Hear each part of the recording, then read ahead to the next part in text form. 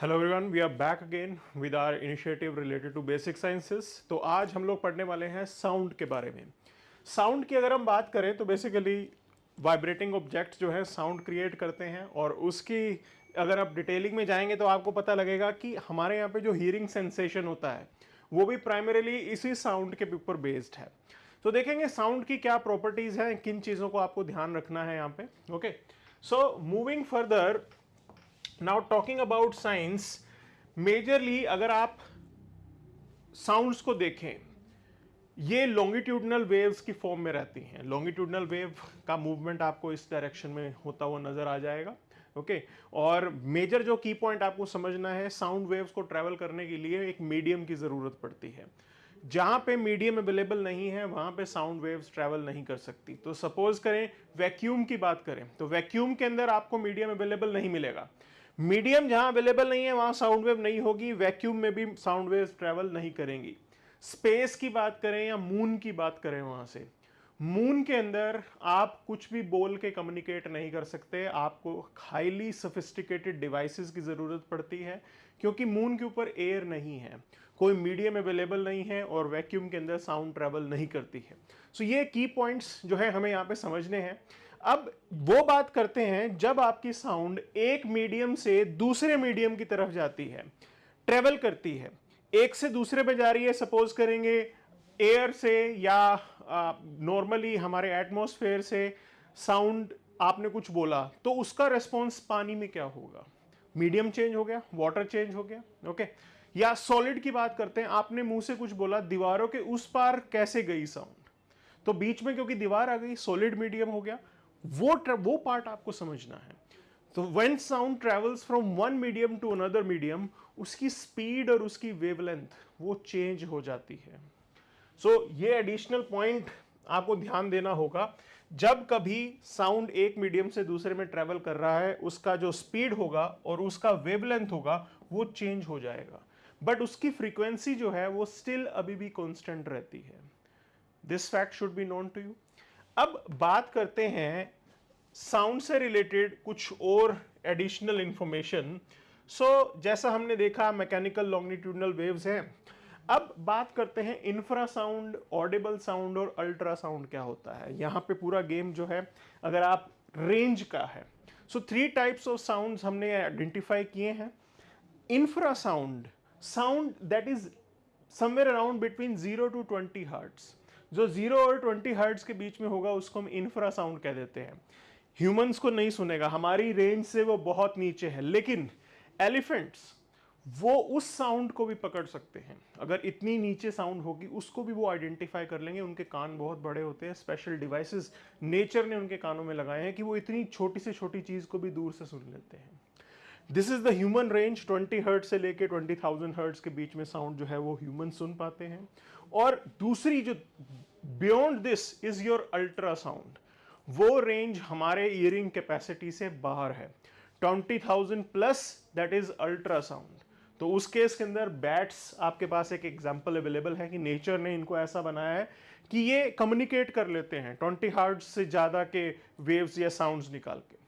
So this is what we have as a range. अब बात करते हैं यहां पे लिक्विड, सॉलिड और गैसेस के अंदर, मीडियम के अंदर साउंड की स्पीड किस हिसाब से रहेगी, कैसा वेरिएशन आएगा।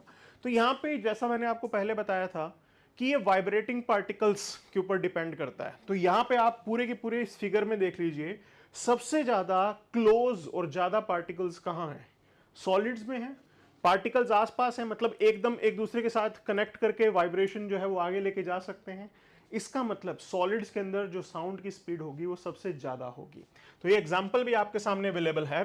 तो स्पीड ऑफ साउंड, अगर मैं आयरन में बात कर रहा हूं, आयरन को एक एग्जांपल लेके चल रहे हैं हम, आयरन रॉड है, आयरन का ऑब्जेक्ट है, उसके अंदर speed of sound is 5130 metre per second. इतनी फास्ट है ये। अब सॉलिड से आगे लिक्विड्स की बात कीजिए। लिक्विड्स के अंदर जो मॉलिक्यूल्स हैं वो थोड़े से दूर हैं एक दूसरे से, ठीक है। थोड़ा ज्यादा आप ये मानेंगे कि वाइब्रेशन में टाइम लग जाएगा। तो वाइब्रेशन में टाइम लग जाएगा मतलब सॉलिड के कंपैरिजन में साउंड की स्पीड जो है वो थोड़ी कम होगी।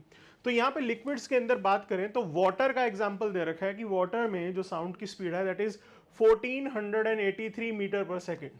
ठीक, ये वाटर में स्पीड है। और गैसियस स्टेट के अंदर तो पार्टिकल्स बहुत डिस्पर्स्ड होते हैं, दूर दूर होते हैं, तो उस केस के अंदर और ज़्यादा टाइम लगेगा, मीन्स साउंड की स्पीड और कम हो जाएगी। तो speed of sound in air is 332 metre per second. ये इस तरीके से लिंक्ड होता है यहाँ पे। क्लियर? अब मैंने ये एग्जांपल आपको बताया था कि मून के ऊपर हम लोग नहीं कुछ भी सुन सकते हैं क्योंकि वहाँ पे वैक्यूम है, एयर अवेलेबल नहीं है। ये एप्लीकेशंस, ये कुछ एक फैक्चुअल इंफॉर्मेशन जो है आपको याद रखनी है अपने एग्जाम पर्सपेक्टिव से। Okay, now looking into this, अब बात करते हैं यहाँ पे टेम्परेचर का क्या इंपैक्ट पड़ेगा साउंड के ऊपर। तो जैसा मैंने बताया, आप जब टेम्परेचर को बढ़ा देंगे, ओके, टेम्परेचर को जैसे आप बढ़ाएंगे और फास्ट मूवमेंट हो जाएगा पार्टिकल्स का। जैसे ही टेम्परेचर इंक्रीज करेंगे, टेम्परेचर जो है वो पार्टिकल्स एनर्जी गेन करेंगे और फास्ट तरीके से मूव करेंगे। मतलब speed of sound in air increases with the increase of temperature. That is the application. Temperature बढ़ाने पे एयर के अंदर आपकी स्पीड ऑफ साउंड जो है वो इंक्रीज होती है। दिस इज वन एप्लीकेशन जो आपको मालूम होना चाहिए। ठीक है, अब इसके अलावा भी कुछ एक की पॉइंट्स हैं जो हमें ध्यान देने हैं। So speed of sound increases by 0.61 metre per second with a particular rise in temperature. 1 degree Celsius अगर टेम्परेचर बढ़ाएंगे तो स्पीड ऑफ साउंड जो है वो 0.61 मीटर पर सेकेंड से जो है वो इंक्रीज होगी। Clear? Additional point, humid air के अंदर स्पीड ऑफ साउंड फास्ट होगी। जिस दिन बारिश होने वाली होगी, ह्यूमिडिटी ज्यादा होगी, उस दिन आपको नजर आएगा कि स्पीड ऑफ साउंड जो है वो फास्ट है। क्यों? क्योंकि मॉइस्चर अवेलेबल है एयर के अंदर। और हमने देखा था कि लिक्विड मोड के अंदर जो है आपका साउंड थोड़ा फास्ट ट्रेवल कर रहा है। तो उस एग्जाम्पल से ह्यूमिडिटी वाले टाइम पे आपके साउंड जो है, क्योंकि मॉइस्चर से भी मूवमेंट, वाटर मॉलिक्यूल्स अगर एयर में होंगे तो मूवमेंट फास्ट हो जाएगा, उससे जो है साउंड आपकी फास्ट ट्रेवल करेगी। Not just that, speed of sound अगर आप बात करते हैं लाइट के कंपैरिजन में, स्पीड ऑफ साउंड लाइट के कंपैरिजन में बहुत कम है। स्पीड ऑफ लाइट बहुत ज्यादा होती है। इसका ये एग्जांपल है, जब आसमान में बिजली गरजती है तो पहले आपको लाइटनिंग नजर आएगी क्योंकि लाइट की स्पीड ज्यादा है, वो फास्ट आपकी आंखों तक पहुंच जाएगी। फिर बाद में एक लैग आता है कुछ एक सेकंड का, उसके बाद आपको आवाज सुनेगी गड़गड़ाहट की। तो ये डिफरेंस है क्योंकि साउंड की स्पीड जो है वो लेट आती है। पहले लाइट, बिजली आपको दिख जाएगी आसमान के अंदर चमकती हुई, और उसके बाद आपको साउंड की स्पीड आपके कानों तक पहुंचेगी। सो this is the application that you should know, that speed of light is more than the speed of sound. ये सारे फैक्ट्स आपके एग्जाम सेंट्रिंग है, बिल्कुल बेसिक है, and this is what you have to cover up for your state services exam. So that's it for the day then. Thank you very much.